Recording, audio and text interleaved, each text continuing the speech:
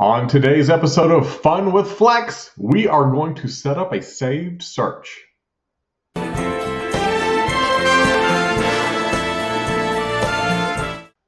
Okay, we are over here on the map for a residential search, as you can see up in the top left corner. And we're going to zoom. What we're going to do is we're going to set a geographic boundary on the search and then a few parameters. What I'm going to set the search up for is I'm going to set this up for properties that I like. There's a couple of neighborhoods that I like to buy in for our rental properties, and that's what I'm going to set this search up is to reflect that. So let's zoom in just a little bit here. All right. So the neighborhoods I like to buy in are this neighborhood right here, which I believe is called West Wind. This is Northridge, of course, it says Northridge right there, and Westchester Park, I believe is what that's called right there. So first I'm going to grab the rectangle tool, and I'm going to draw a line right there to capture that neighborhood. And of course it zooms to it. I'm not done yet, so I need to zoom back out a little bit. All right. For Westchester Park, I'm also going to use the rectangle tool, and I'm going to grab this, and that's about to right there. Yeah, because there's a big apartment complex right there, so I want to capture. Really, I want to capture those streets too. So the apartment complex, that's all right. It's in there, but it won't show up in a residential search.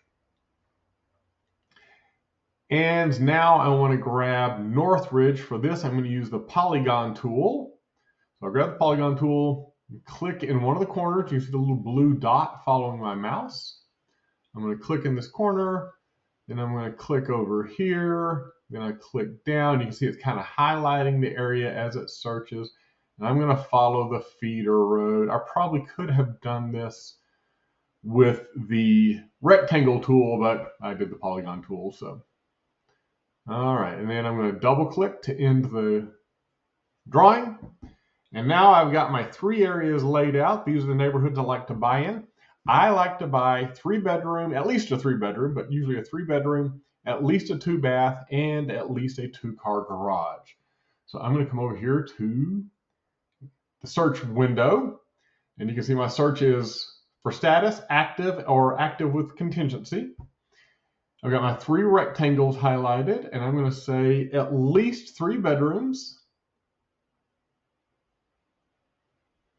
at least two bathrooms, and I'm going to check garage, and I'm going to say at least a two-car garage. And now we've got our search parameters set up. This is it. This is my search right there. I don't need anything else in there. I could put a price in there that I don't want to search above, but sometimes, I know these neighborhoods, I know what the prices are. I'm usually pretty happy with anything in those neighborhoods. So I'm going to take this just as it is. I could, like I said, I could go set price. I could choose a property subtype. I could choose new construction. There's not really new construction in those neighborhoods. I could list some other things in there, maybe like a living area, a minimum square footage or a maximum square footage that I want. But this is exactly the search I'm looking for. Now we'll just go up here to the top bar on the right and click Save. And I'm going to save as a search template or save search. This is just going to be a saved search. So I'm going to click Save Search.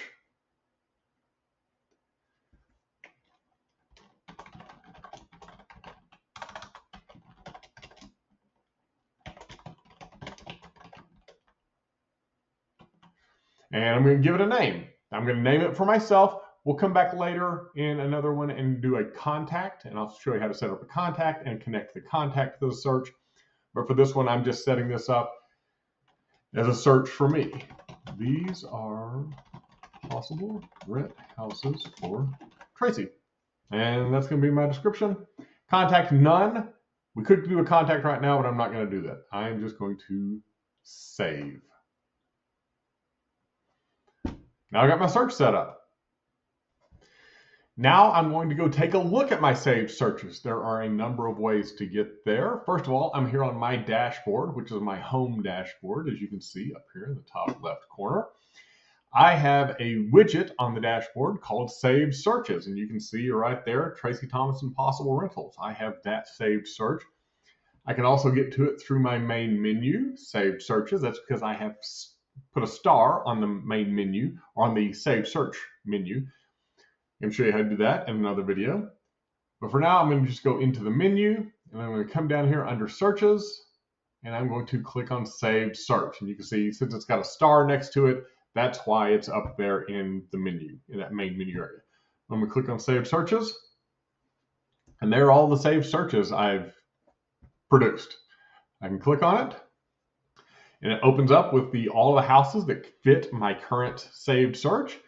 I go back over here to map. It'll show them to me, including the polygons. They're the rectangles that I that I drew on the screen. So look at them there. I can look at them in a list.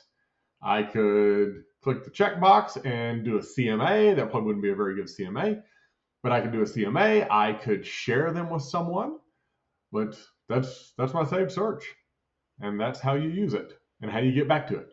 We can go back to that for just a second and take a look. You can also do some other things, like I can view the details of it. I can see the subscriptions, who has subscribed to that, and we'll do that in another video. I can rename it if I wanted to, or I can delete the saved search. And that's saved searching. Have fun.